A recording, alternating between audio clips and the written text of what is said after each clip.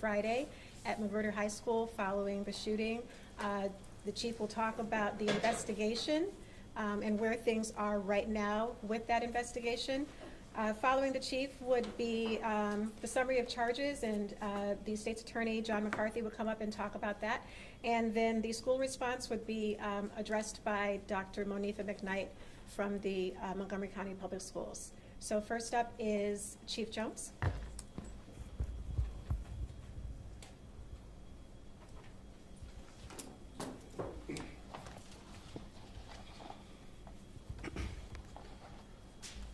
So good afternoon.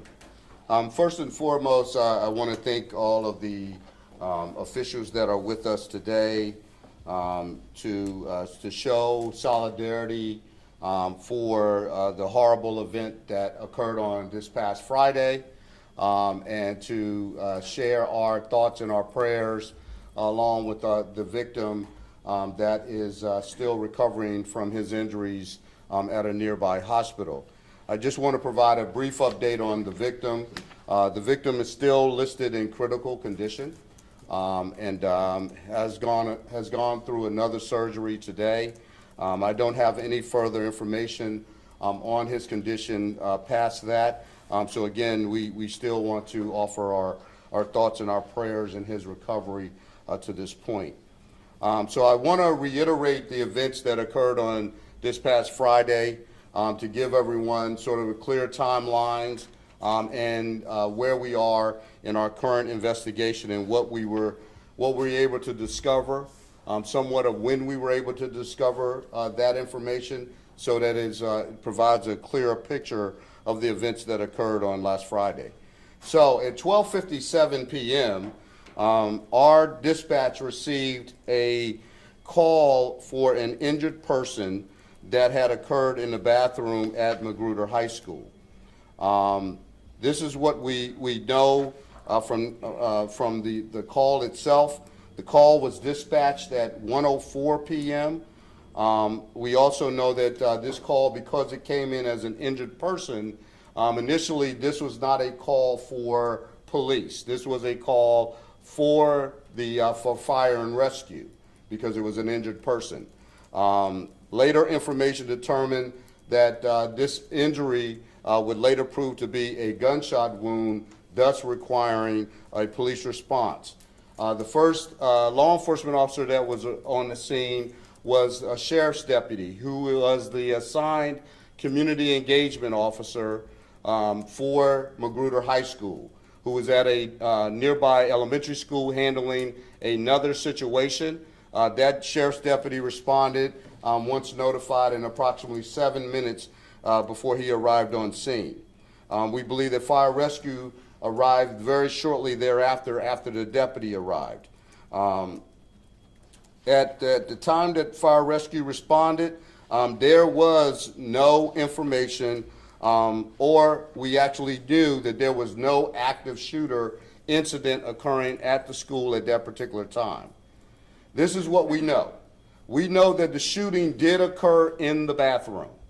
That is confirmed. The shooting did occur in the bathroom. We have information that there was an ongoing dispute between the victim and the shooter. The matter, based upon the information that we've gathered, the matter was predetermined to be settled inside of the bathroom at that particular time. The shooting then, of course, occurs. We then discover that later we discovered this. We didn't know it at the time, but we discovered that there were some students who we believe that possibly were present in the bathroom who began to tweet out that a shooting had occurred, and in fact gave the suspect and the victim's information over Twitter.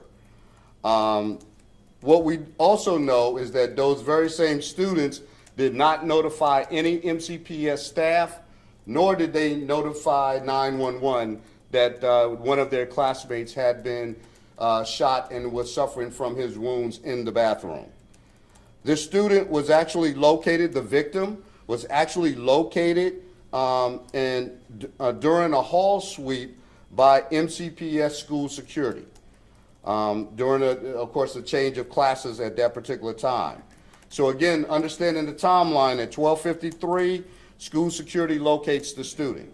12:57, another school security assistant arrives along with the school nurse. They arrive in the bathroom. The school nurse makes an assessment, determines that it appears to be a gunshot wound, and calls 911 at that time. She basically goes and finds a kit, a triage kit that is very near to the bathroom to help deal with and care for the injuries of the young man at that particular time. At 1:05 p.m., the school goes into lockdown, to a full lockdown. And I have also noted to you already about what time that the sheriff's unit responded. After the sheriff's unit gets there, assesses what has happened, working with school security, determines that he needs additional units there to assist him based upon what we know at the time. At that time, MCP units, the first MCPD unit arrives at about 1:33 p.m. that afternoon.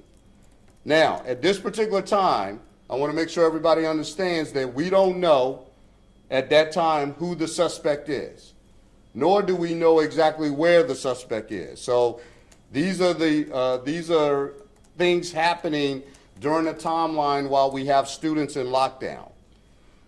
Through investigative measures and tips, we later determined that the individual who we believe to be the suspect is Stephen Alston Jr. We did additional checks with MCPS through other measures, and we discovered that Mr. Alston Jr. is not in the classroom in which he is supposed to be in. So that, again, creates more problems for us as for an extended amount of time in order to try to determine exactly where is Mr. Alston at that particular time. Through further investigative measures, we are able to determine the location of Mr. Alston Jr. Again, that took some time. We put together our tactical response team in order to locate that particular classroom in which Mr. Alston Jr.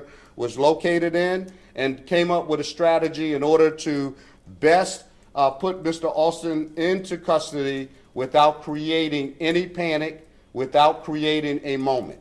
We wanted to do this as safely as possible, knowing that there were other students and staff inside of that room.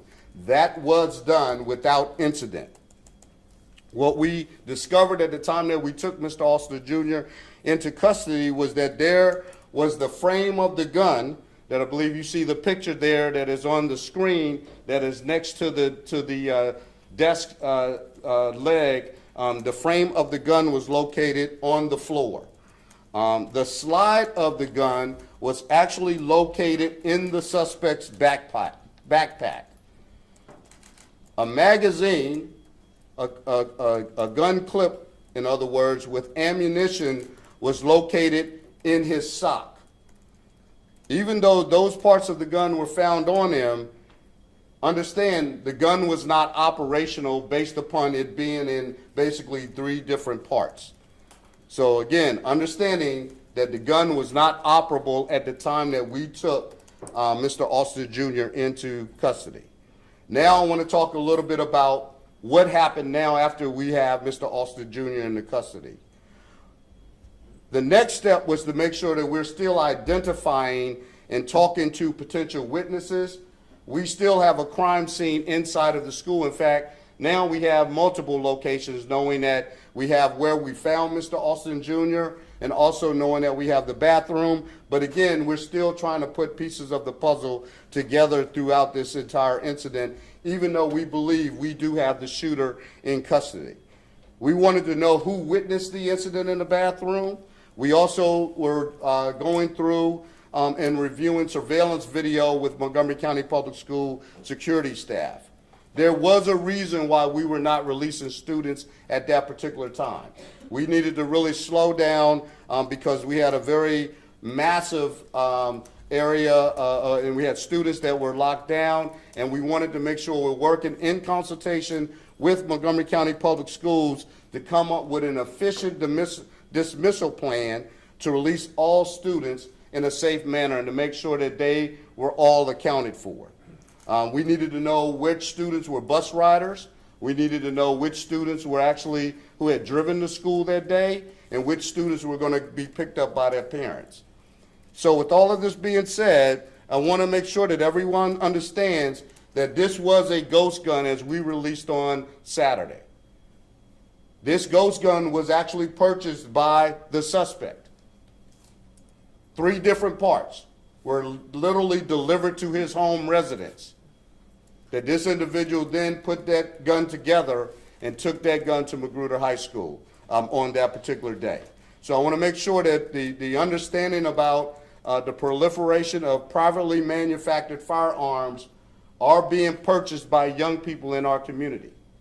This is not the first time we've seen it, but again, now we've seen where this has had another unfortunate outcome in regards to that. So I wanted to bring that to your attention as well. So at this point in time, I am going to turn the podium over to Mr. John McCarthy, our state's attorney. Good afternoon. I want to thank Chief Jones as well as the superintendent for their work and the work of their staffs on this matter. Today, there was a bond review that was held relative to the shooter in the Magruder case on January the 21st. Now, I am not permitted, and actually some of you were present at a press event after the bond review, and you're well aware of the fact that we distributed at that point in time new statutes that severely limit what we are permitted to say about young people who are juveniles but are charged as adults. That's the situation we are in here today. So I am restricted by law as to what I can talk about. Probably many of your questions I can't answer about the specific case. I do want to focus a little bit about procedure. Let me say to you that there are certain cases under Maryland law where an individual, even under the age of 18, where they typically would be deemed a child, automatically get charged by law originally as an adult. That's what happened in this case. The defendant in this case was charged as an adult consistent with Maryland law.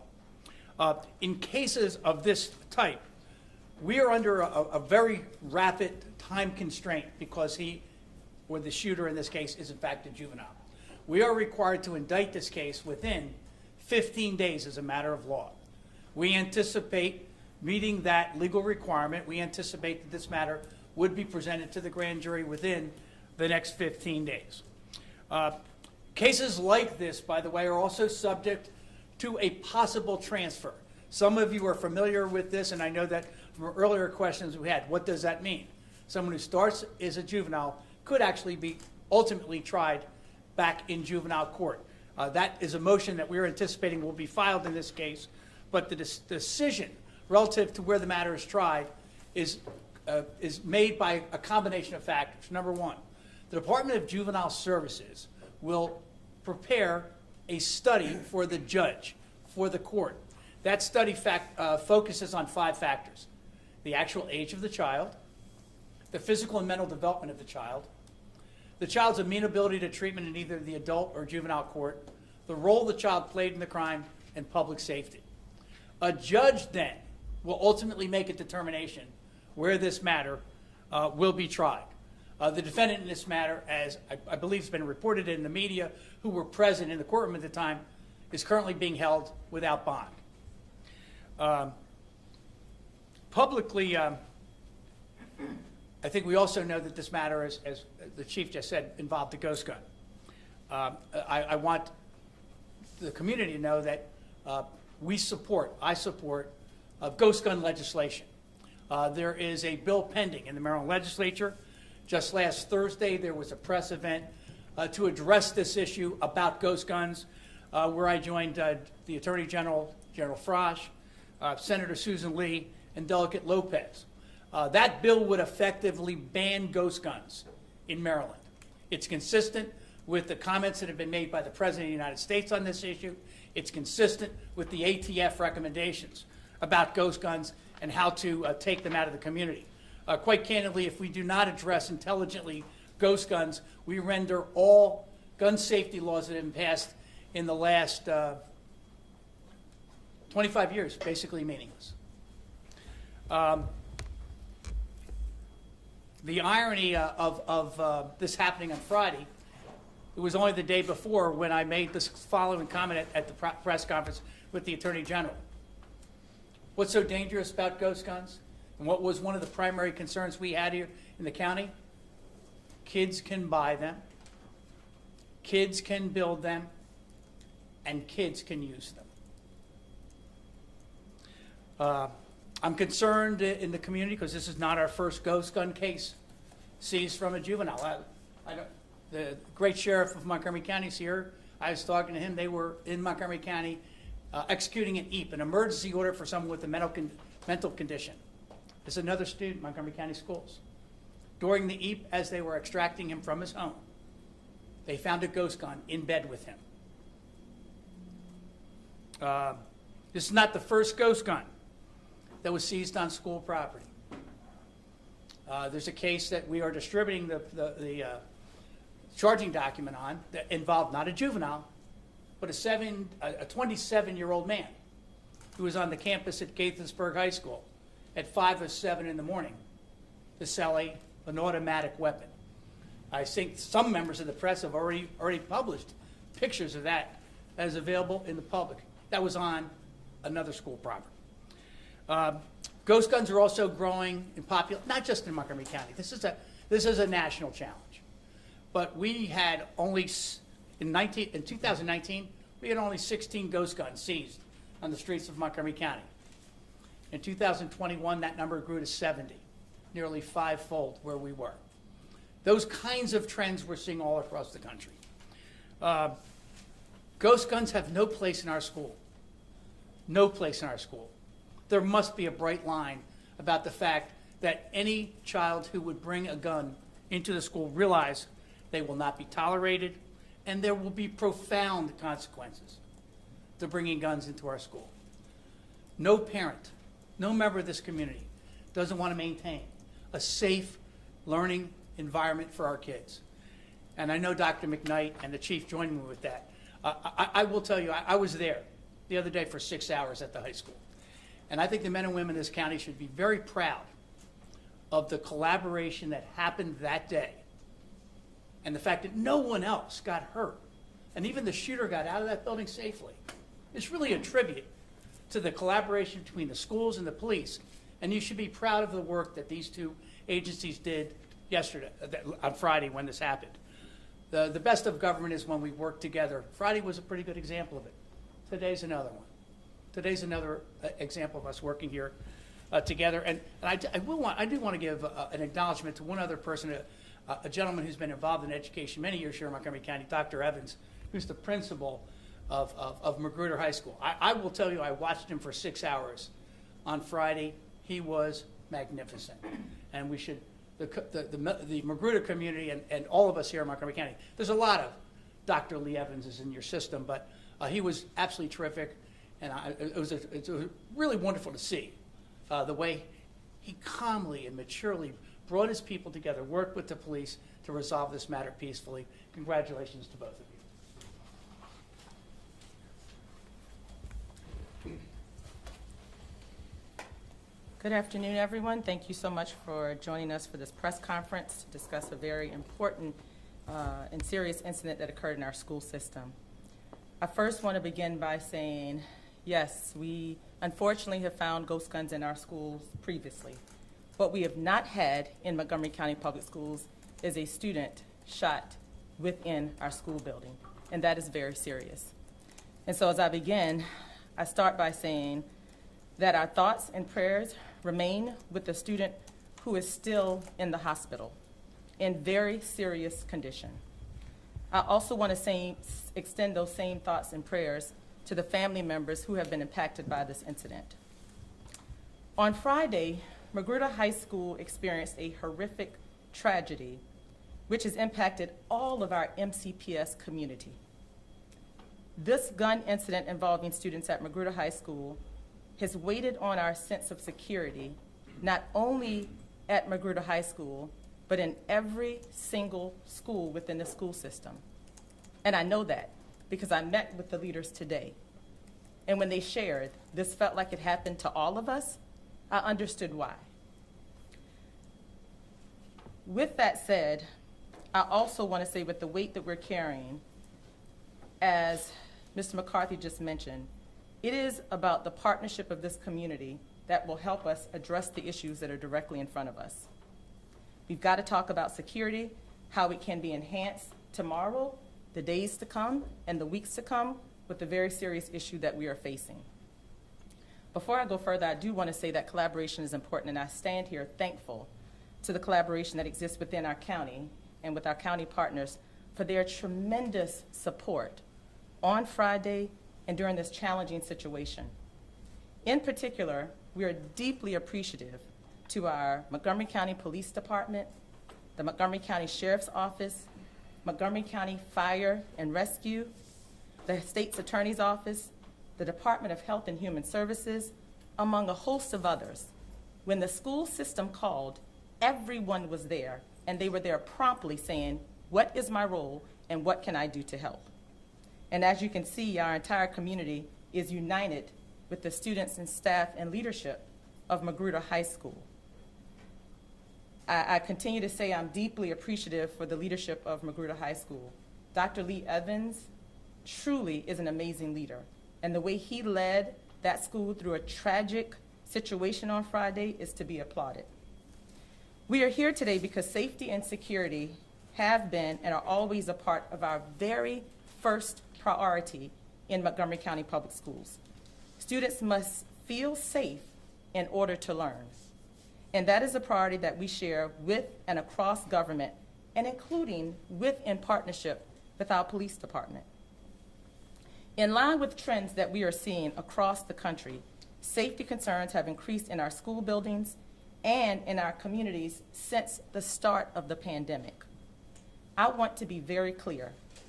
It is not just a school problem, but a community-wide problem. Guns and weapons have become increasingly common in our community, and it's going to take an entire community to solve this. We must work to remove the threat of weapons because they threaten all of us and not just in our schools. We must do this so that we can all return to a shared level of security in all corners of our community. As the place where our children go every single day, we have a special obligation to protect our school communities. Our parents trust us with their children when they send them to our schools every single day. They expect that they're going to be protected, and they expect that they're going to be able to learn. Tuesday is the beginning of the second semester in Montgomery County, tomorrow.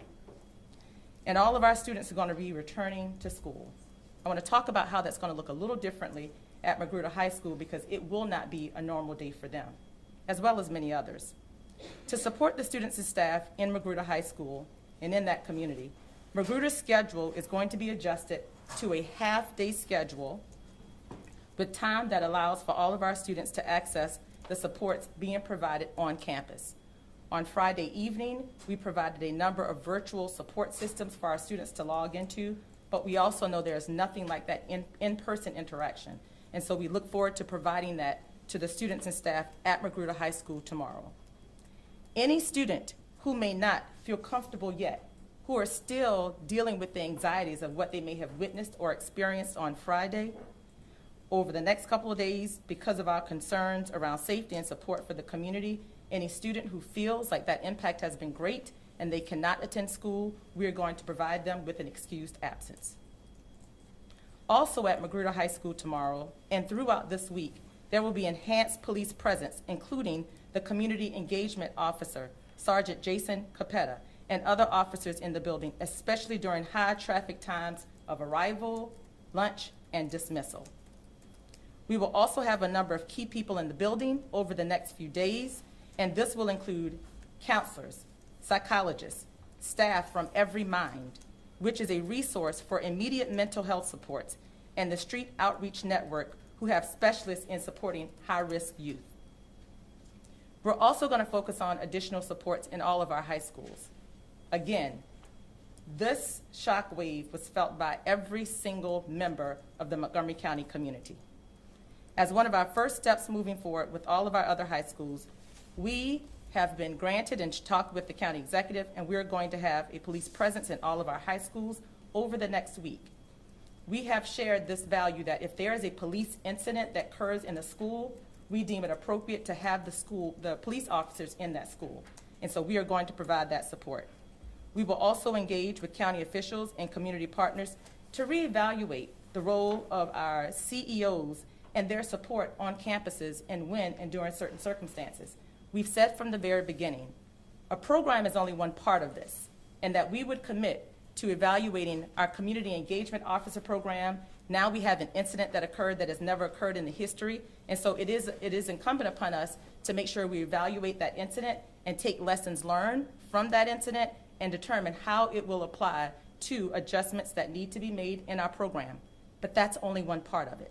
In Montgomery County, we're also going to evaluate our practices and procedures, given the circumstances of everything that we've shared this evening. Students being isolated for a long period of time, trying to determine ways of how they can come back and interact appropriately with their peers, conflict resolution, all after being separated for a long period of time. We've got to help them with that. And so we are also going to take into consideration how our practices that we have in place to make sure that just on a daily basis, what needs to look differently based on how students come into school and what interactions they have, in which that will allow us to take into consideration the many lessons that we've learned from Friday. And with that, it really will be a pretty comprehensive review of all safety and security measures in our schools. And we're going to do that. We started today, we're going to continue this week, and we're going to continue to do that comprehensive review of all of our practices over the coming weeks. And we will be back to share exactly what that looks like with our community. We know that the past few days have been very concerning for our community, and we are actively taking steps to make sure that our schools are safe spaces for our students and staff, and that they can truly come into our schools with a focus on teaching and learning. Thank you.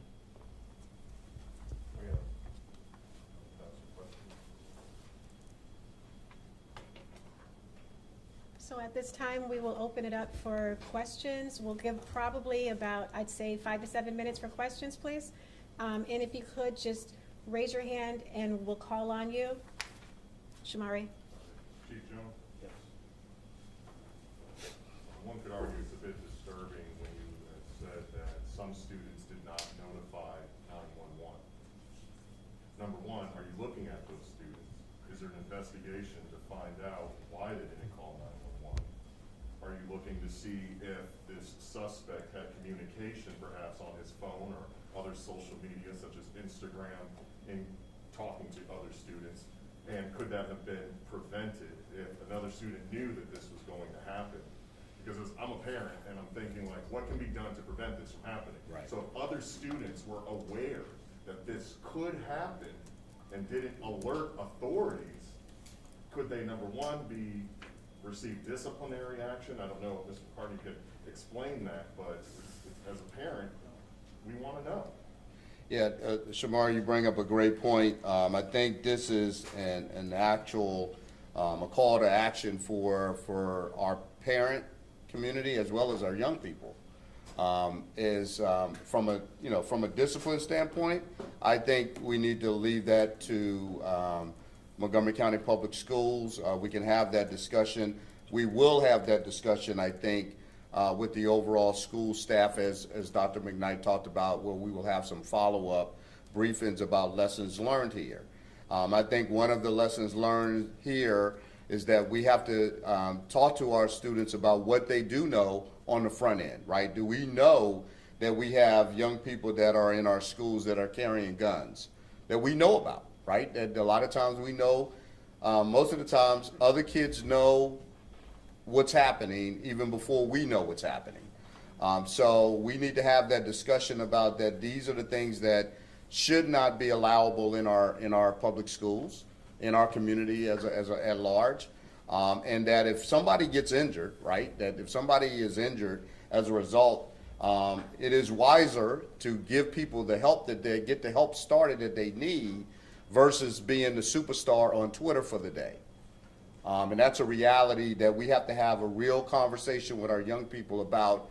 You know, there is a place for social media, but then there's a time and a place for when we need to help our fellow man.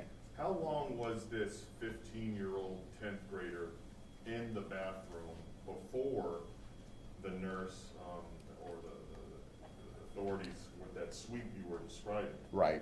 The reason I ask is if 911 was called immediately, could that have helped the situation?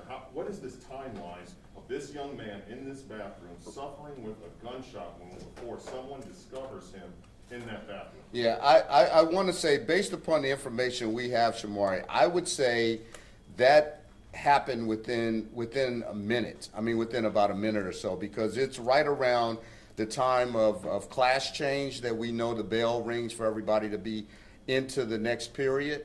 And that timeline, and the security team is making that sweep of, you know, who's hanging out in the bathroom, for example, right?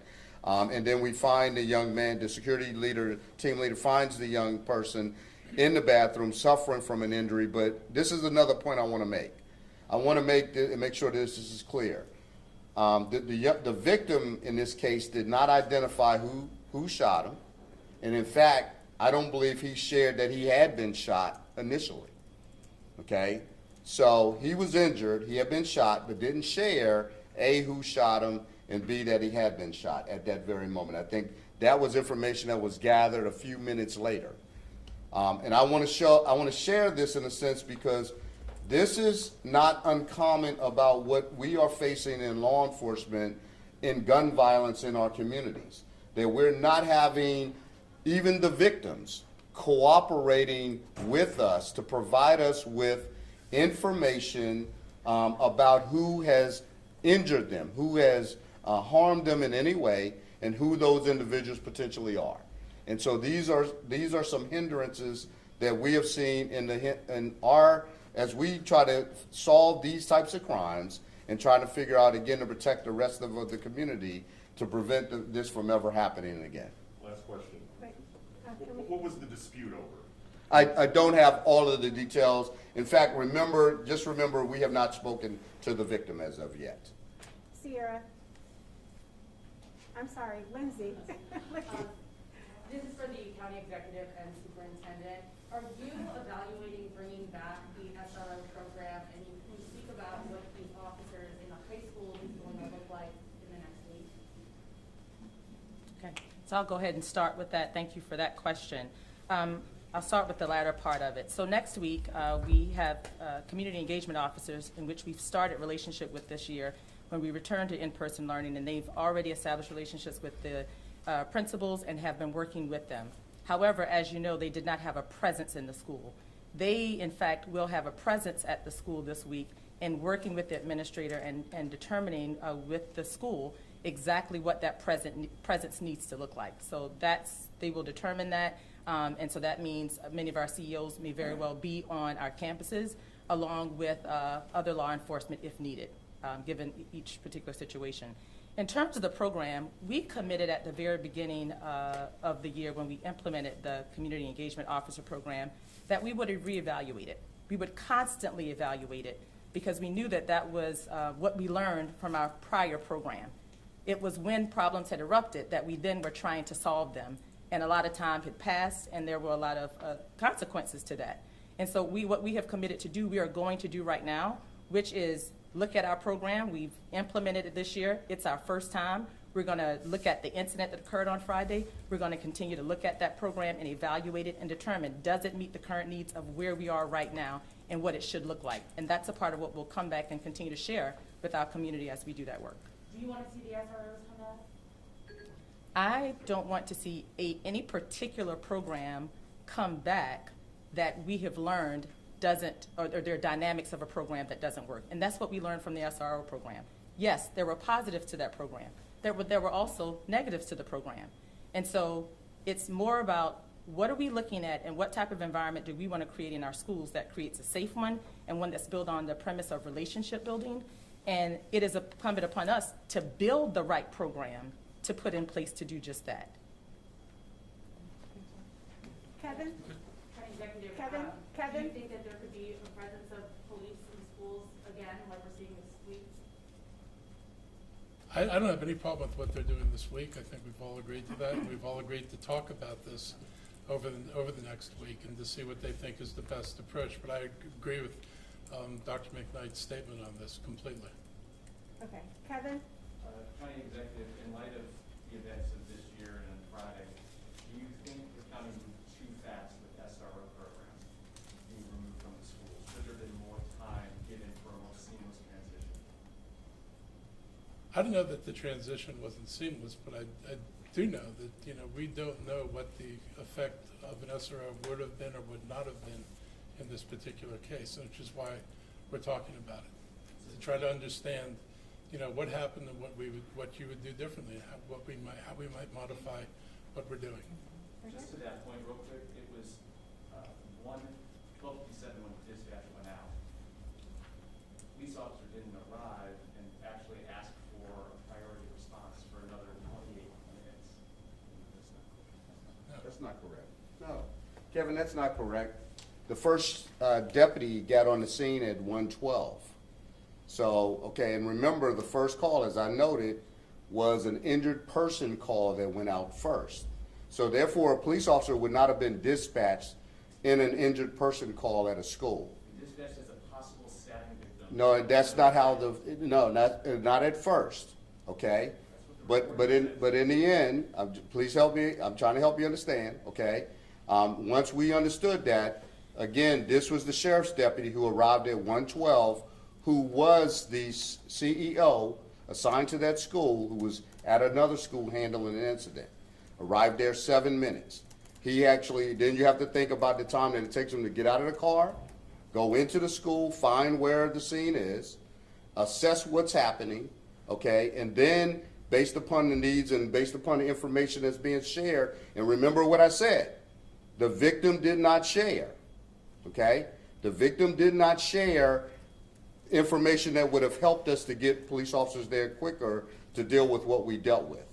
So we had a school lockdown, we had the building locked down, so that was already taken care of. So now it was really a matter of slowing everything down for us to be able to figure out where the suspect was. If there's a school lockdown at a high school, shouldn't that automatically call for a priority response from police? And just to be clear, the reporting says at 1:03, a possible stabbing victim. But again, at the end of the day, we still had everything. We had enough officers on the scene based upon what we had. There was never a problem with that. Right here? Yeah, in regards to ghost guns, Superintendent Knight, you said this wasn't the first time that had happened. The week prior at Gaithersburg High School, was that an incident where there was a ghost gun on the school property? And can you elaborate on where and when these ghost guns were inside the school? Thank you for that question. I can't elaborate on that particular incident. As our state's attorney shared, and Chief Jones can share more if appropriate, that we have had this incident occur in our school system.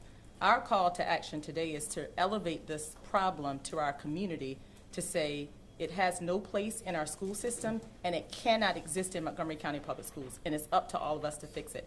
I did want to circle back to one other point about the program, because I know that's been a big question out there for others. Do we need the program back? Let's remind ourselves of the timeline of when we recognized that we needed a program change. This was prior to the pandemic happening. Students were isolated for a year. We had a health pandemic. Many families were impacted in so many ways that we could not have even imagined when we started the conversation of evaluating the program. So we have to take all of that into consideration, that now knowing that we have ghost guns more readily available to our students, all of those things were not in place then. And so we're doing the right thing that we need to do right now, which is look at, given the current circumstance and where we are, looking at all of the data, all of the circumstances here in the nation and in Montgomery County, what are the implications for that program? But again, I will say the program is one part of it. Our students have a responsibility. Our families have a responsibility. Our community have a great responsibility in helping us to solve this problem. The program is one part of it. The school system has a responsibility. And so it is our collective role to determine exactly what that looks like. Dan will take your last question, and then we're going to end it after Dan's question. If you would like a photo of the image that we have there, please email MCPDPIO, and we will send you that photo. Go ahead, Dan. Okay, Chief, I just had two quick ones. It was stated in court today, in today's bond review hearing, that Mr. Alston had a friend, and his friend helped him assemble this firearm. Is there any information you can tell us about who this friend is? No, I don't have any information to that. Okay. Also, I had a question about, just another question about timing. So when did the investigation of the school begin? Was it when the deputy first arrived at 112, or just kind of help me understand when the investigation started? So when you say when the investigation began, right? So whenever we respond to any call for service, depending upon our role in that call, and as we are trying to determine if a crime has been committed, you could quote say that the investigation has begun. But again, the question is, what do you know based upon the information that's been provided? And that's what I want to make sure everyone is clear about, was that there was very much a lack of information on who was the suspect and where was the suspect, right? Can I just sort of follow up? Like, at what time was it determined that he was shot? I would suggest that it occurred prior to fire rescue's response, prior to the deputy sheriff's response. I believe that the school nurse made an assessment based upon the wound that she believed that he had been shot at some point during her assessment. Okay. All right. Thank you. Again, if you would like an image, if you would like the image of the gun, please email MCPDPIO and we'll send that to you. Thank you for your time.